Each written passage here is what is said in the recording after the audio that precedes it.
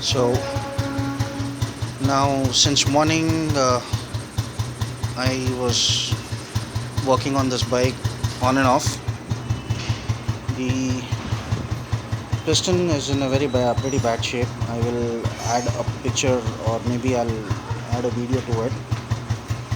And since I had opened it and I changed the bore piston to size, and then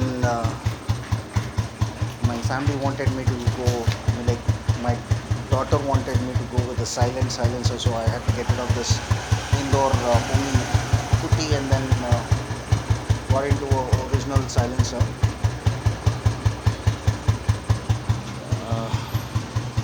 So pretty much it's vaporizing right now. Let's see. I need to keep this bike on more cooling, so maybe in an hour or so, and I'll move on for a ride.